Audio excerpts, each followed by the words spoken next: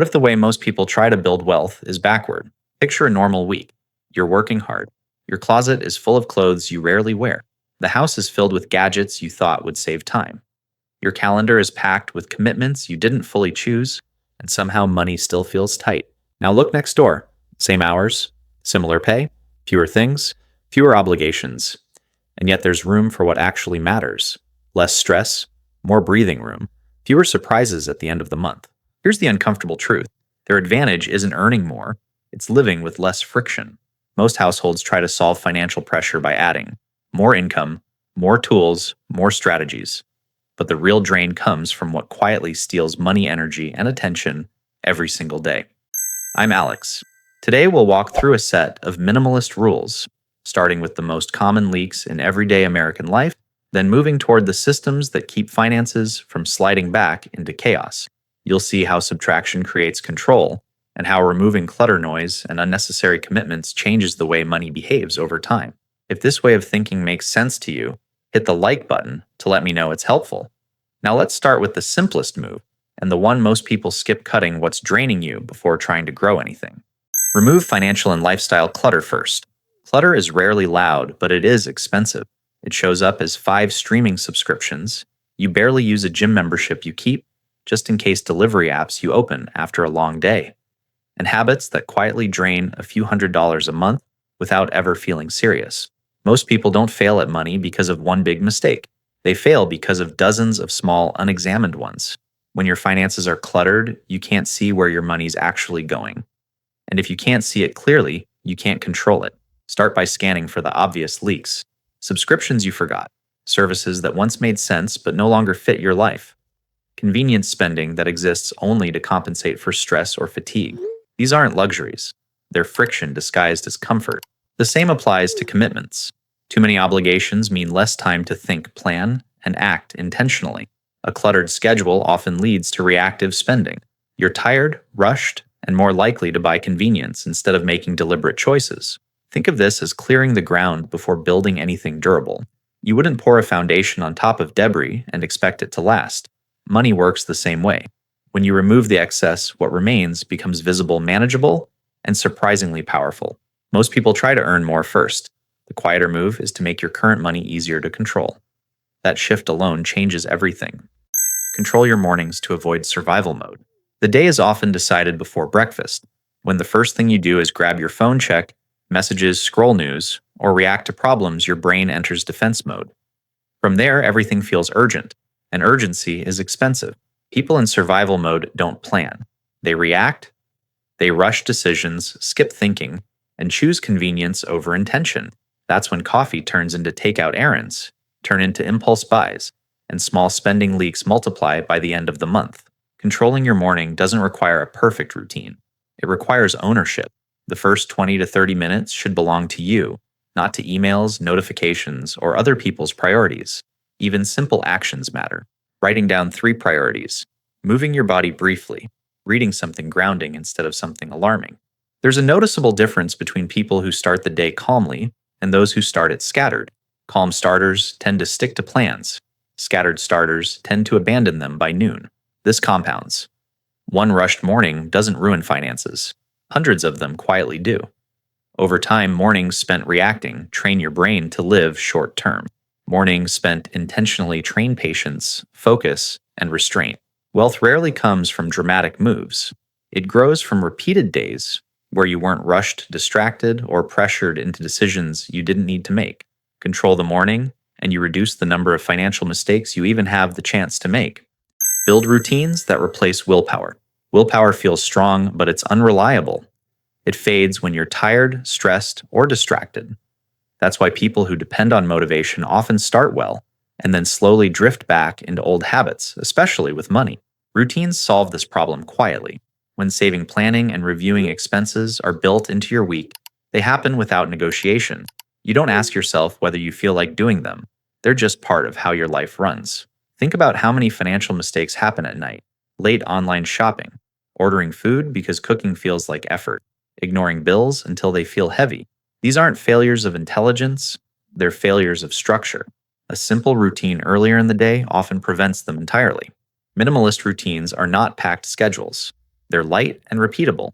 One weekly check of spending, one set day for planning, automatic transfers that move money before you see it, small systems that remove decision points. There's a reason consistency beats intensity. A person who saves a modest amount every week for years outpaces someone who tries to make big moves once or twice and then stops. Routine creates momentum, even on bad days. Here's the quiet advantage. When your actions are automatic, your mental energy is free for bigger decisions. That's when better opportunities become visible. Willpower reacts to pressure. Routine moves forward regardless of mood. And over time, that difference shows up clearly in your bank balance. Simplify your environment to improve financial decisions. Your surroundings quietly shape your behavior. A cluttered home creates constant visual noise, and that noise drains attention. When attention is low, financial discipline usually goes with it. Look at how people actually spend in chaotic environments. Bills get buried under stacks of paper. Important letters go unopened. Items get rebought because they can't be found. Small costs repeat simply because the system around you is messy. Over a year, that disorder adds up. A simplified space removes friction. When everything has a place, decisions get faster. You waste less time searching less money, replacing things, and less energy feeling overwhelmed. That calm shows up directly in how you handle money. This isn't about extreme minimalism. It's about function. Fewer items that you use often. Clear surfaces. Obvious storage. When your space supports you, you stop compensating with convenience spending. Fewer rushed orders. Fewer "I'll fix it" later purchases. There's also a psychological shift. A clean environment creates a sense of control, and people who feel in control are less likely to overspend emotionally. They pause. They compare. They walk away more easily.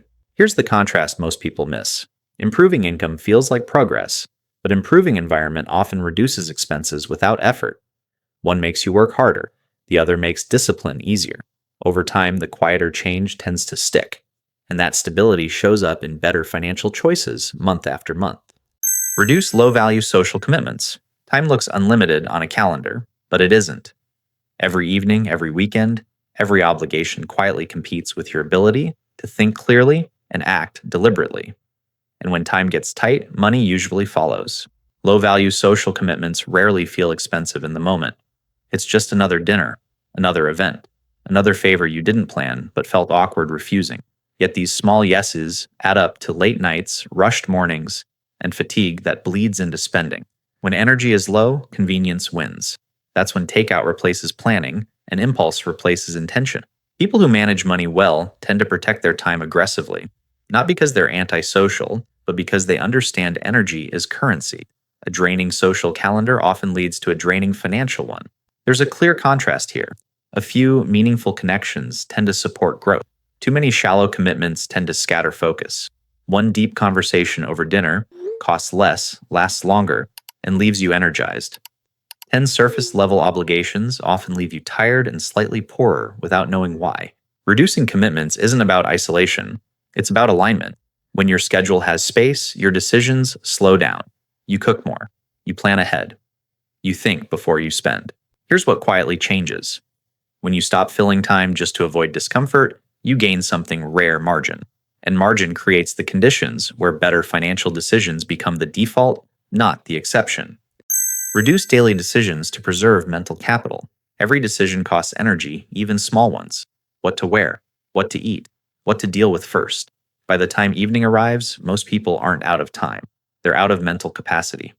That's when money mistakes slip in quietly. Notice when overspending actually happens. Rarely in the morning. It shows up late in the day when your brain is tired and shortcuts feel justified. Ordering instead of cooking. Buying instead of comparing. Ignoring instead of planning. These are not character flaws. They're signs of decision fatigue. Reducing daily decisions protects your mental capital. Fewer choices around clothes, meals, and routines mean more capacity for important financial thinking. A simple wardrobe removes friction every morning. A short list of repeat meals reduces stress and spending. Predictability frees attention. Minimalists don't remove choice to feel restricted. They remove it to stay sharp. When less energy is spent on trivial decisions, more remains for decisions that actually move life forward. Budgeting, investing, negotiating, planning. These require clarity, not exhaustion. Here's the quiet advantage. People who simplify their daily choices don't feel disciplined. They feel calm. And calm people pause before spending. They notice patterns.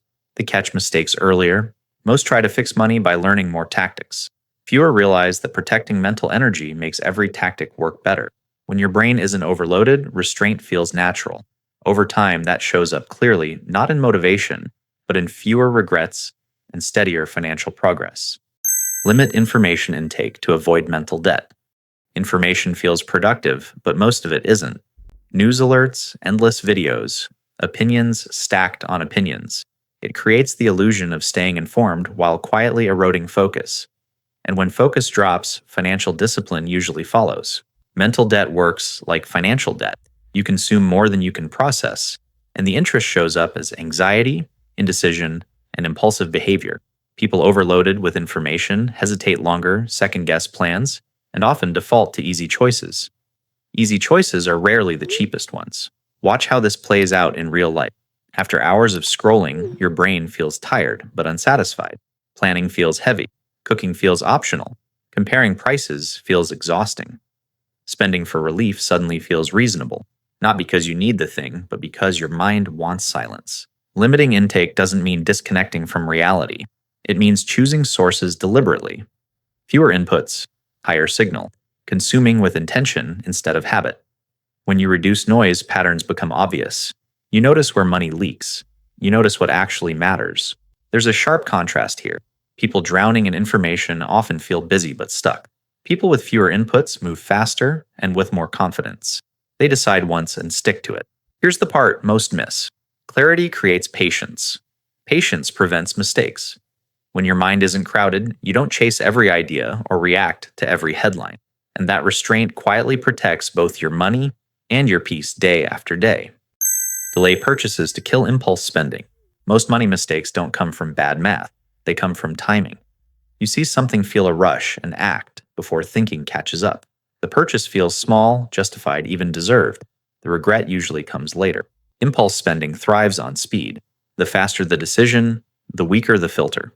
That's why delaying purchases works so well. When you slow the moment down, emotion fades and clarity returns. What felt urgent often turns out to be optional. A simple pause changes behavior. Write the item down instead of buying it. Walk away for a few days. Let the excitement cool. In practice, most wants disappear quietly when given time. The ones that remain tend to solve real problems, not emotional ones.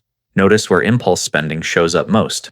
Late at night, after stressful days, during boredom. These moments aren't about need, they're about relief. Delaying forces a separation between mood and money. There's a contrast worth paying attention to. People who buy immediately feel brief pleasure followed by lingering cost. People who wait feel brief discomfort followed by lasting relief. Over time, that difference compounds. Here's the subtle benefit. Delaying doesn't just save money, it trains restraint. Each pause builds confidence that you don't need to react to every urge. And once you trust that spending becomes intentional instead of emotional, that shift alone reduces waste more effectively than any budget ever will. Set clear annual priorities and ignore the rest. Most years don't fail because of bad intentions. They fail because everything feels important. When priorities aren't clear, time and money get scattered across too many directions, and progress stays invisible. Limiting yourself to a few annual priorities creates focus, not 10 goals, not a long list, just 2 or 3 outcomes that, if achieved, would materially improve your life. This constraint forces trade-offs, and trade-offs are where discipline actually shows up. In practice, this changes daily behavior. When an expense appears, it gets filtered. Does this support one of the priorities, or does it compete with it? If it competes, the decision becomes easy. Most spending that looks reasonable in isolation looks unnecessary when measured against a clear goal. People without priorities often feel busy but stagnant. People with clear priorities say no more often, and that's where momentum comes from. They don't need motivation. The direction is already decided. Here's a contrast worth noticing. Doing many things halfway feels productive, but leads nowhere. Doing a few things with full attention produces visible results. Savings grow, skills compound, stress drops. Over time, annual priorities act like rails. They keep decisions aligned even when life gets noisy. Money follows structure. When the structure is clear, progress doesn't rely on perfect days. It happens steadily, quietly, and with far less friction than most expect. Eliminate toxic debt to restore financial control. Toxic debt doesn't announce itself as dangerous. It shows up as manageable monthly payments, reward points, or temporary balances that quietly stick around. High interest credit cards, payday loans, and unnecessary financing don't just cost money, they steal future options. Interest works against you here. Every dollar paid in interest is a dollar that can't be saved, invested, or used to reduce stress. And the longer the balance stays, the more it controls your choices. You hesitate to change jobs. You avoid risks that could improve income. You stay cautious even when opportunity appears. Notice how debt changes behavior. People with heavy balances tend to think short term. They chase quick fixes instead of long-term stability. They focus on minimum payments instead of net worth. That mindset alone keeps progress slow. Eliminating toxic debt creates immediate relief, but the deeper benefit is clarity. Once the pressure lifts, decisions slow down. Planning becomes possible again. Money stops feeling like an emergency and starts behaving like a tool. There's a sharp contrast here. Income growth feels empowering, but debt reduction restores control. One gives you more fuel, the other removes the brakes. Without removing the brakes, speed doesn't matter much. This is why freedom often begins not with earning more, but with cutting what's quietly pulling you backward. Once toxic debt is gone, every dollar you earn works harder, moves faster, and stays yours. Simplify and automate your financial system. Complexity feels sophisticated, but it's often a liability. Multiple bank accounts, scattered cards, forgotten subscriptions, and unmanaged investments don't create control. They create blind spots, and blind spots are expensive. People with messy systems tend to underestimate spending and overestimate progress. Bills slip through. Fees go unnoticed. Savings happen only when there's something left at the end of the month, which is rarely consistent. The problem isn't income, it's friction. Simplifying your system removes guesswork. Fewer accounts, clear categories. One place where money flows in and out. When the picture is simple, patterns become obvious. You see leaks faster. You adjust sooner. Automation takes this a step further. When savings move, automatically, discipline is no longer required. Money gets set aside before emotions get involved. Bills get paid without late fees. Progress continues, even on weeks when life is busy. Here's the contrast that matters. Manual systems rely on memory and motivation. Automated systems rely on structure. One breaks under stress, the other holds steady. The quiet benefit is confidence. When you know exactly where your money goes, anxiety drops. Decisions improve. Planning feels lighter. Over time, this consistency compounds. Not through dramatic gains, but through fewer mistakes, fewer surprises, and a steady sense that your finances are working with you, not against you. Key takeaways. What ties all of these rules together isn't minimalism as a lifestyle choice. It's minimalism as a control system. When life is cluttered, money behaves unpredictably. When life is simplified, money becomes easier to direct. The common pattern is restraint before expansion, clearing clutter before earning more, protecting energy before chasing productivity, reducing noise before making decisions. None of these rules are about doing more. They're about removing the forces that quietly sabotage consistency. Wealth in this framework isn't built through intensity or constant optimization. It's built through environments, routines, and systems that make good behavior the default and bad decisions harder to repeat. Once pressure drops, clarity rises. Once clarity rises, patience returns. And patience is what allows money to compound without constant stress. If this way of thinking feels calmer, slower, and more grounded than what you usually hear, that's not an accident. This approach isn't about shortcuts. It's about building a structure that keeps working long after motivation fades.